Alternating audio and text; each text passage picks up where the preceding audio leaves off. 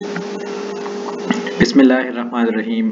आज की इस वीडियो में हम डिस्कस करेंगे कि हम मुख्तलिफ़ तरह की जो एक्टिविटीज़ प्रोजेक्ट के अंदर करेंगे उसके लिए रिसोर्सेज की एक एस्टिमेट्स हमारे पास होना चाहिए। तो उस रिसोर्सेज की एस्टिमेट्स हम किस तरह एस्टिमेट करते हैं, ठीक है, और ये कैसे इम्पोर्टेंट है। तो यहाँ पे आप याद रखें कि एक्टिविटीज़ जो मुख्तलिफ़ तरह की एक्टिविटीज़ हम प्रोजेक्ट के अंदर करेंगे उसका ड्यूरेशन यानी उसका ड्यूरेशन कितना होगा, मुख्तलिफ़ एक्टिविटीज़ का ड्यूरेशन कितना होगा, उससे पहले ये बात बहुत लाजमी है कि उन एक्टिविटीज़ के लिए कौन कौन से रिसोर्सेज रिक्वायर्ड होंगे। रिसोर्सेज से हमारी मुराद यानी उसमें कितने लोग चाहिए होंगे, इक्विपमेंट्स कौन से आलात चाहिए होंगे, ठीक है, और मटेरियल्स कितनी वहाँ पे ज़रूरत पड़ेगी, ठीक है।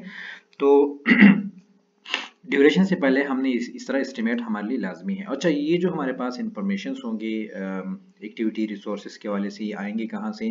जो एक्सपर्ट लोग हैं जिन्होंने मुख्तलिफ प्रोजेक्ट के अंदर काम किया हो, जिनको प्रोजेक्ट का एक्सपीरियंस हो, स्पेशली प्रोजेक्ट मैनेजर या जो जितनी भी उससे हायर और लोअर लेवल के लोग होते हैं, उनको बेसिकली पता होता है कि अगर मोर और लेस सिमिलर एक्टिविटीज़ आप कर रहे हैं तो उसके लिए कौन कौन से रिसोर्सेज रिक्वायर्ड है, ठीक है। तो वहाँ से हम एक फीडबैक ले सकते हैं। अच्छा, जब हम एस्टिमेटिंग एक्टिविटी की रिसोर्सेज के वाले से जब हम एस्टिमेट्स की बात करते हैं तो हम मुख्तलिफ तरह के क्वेश्चंस होते हैं जिनके हम बेसिकली जवाब दे रहे होते हैं। वो क्वेश्चंस क्या है?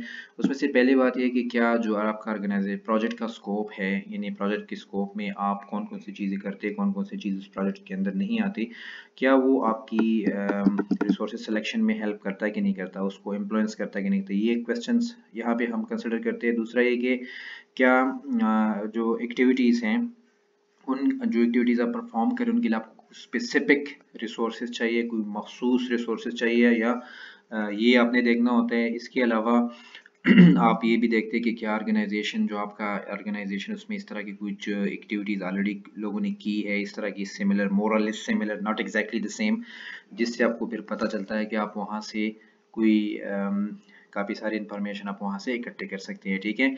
और इसमें आपने ये भी देखना होता है कि कौन कौन से रिसोर्सेज आपकी ऑर्गेनाइजेशन के अंदर एग्जिस्ट करती है और कौन कौन सी रिसोर्सेज आप बाहर के लोगों से ले सकते, जिसको कहते हैं आउटसोर्सिंग, ठीक है। तो इस तरह की ये जो क्वेश्चंस है ये हम एक्टिविटी रिसोर्सेज की जब हम एस्टिमेट करते हैं तो वहाँ पे हम क्या करते हैं, वहाँ पे हम इन बातों को सामने रखते हैं, ठीक है। अच्छा, it is important to thoroughly brainstorm and evaluate alternative related to resources, especially in projects that involve people from multiple disciplines and companies.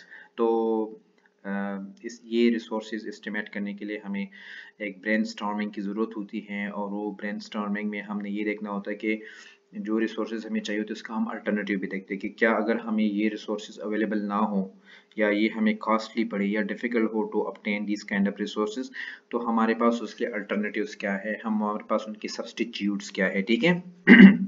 Because most projects involve many human resources and the majority of the cost for salaries and benefits, it is most effective to solicit ideas from a variety of people and to address resource related issues early in a project and update them as needed, ठीक है।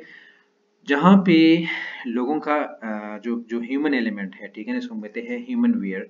ये जो human where है ये project का जो basically cast होता है उसका बहुत ज़्यादा एक पोर्शन होता है, यानी इनकी सैलरीज, इनके बेनिफिट्स वगैरह एक प्रोजेक्ट की कास्ट का एक मेजर सेक्शन होता है, पोर्शन होता है। तो उसमें ये ज़रूरी होता है कि जब भी ये एस्टिमेट लगाए तो इस एस्टिमेट के ऊपर काफ़ी ज़्यादा टाइम लगाया जाए, ठीक है।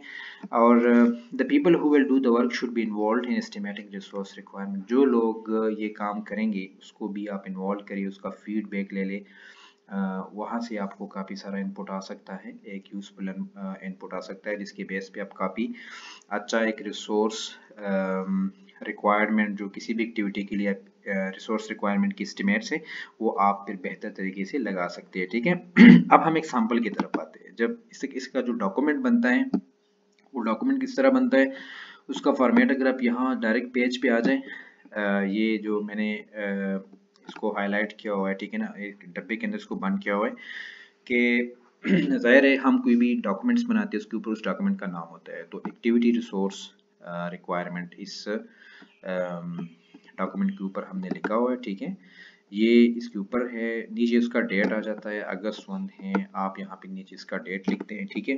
फिर इसके बाद प्रोजेक्ट का नाम है जो हम पहले से डिस्कस करते आ रहे हैं।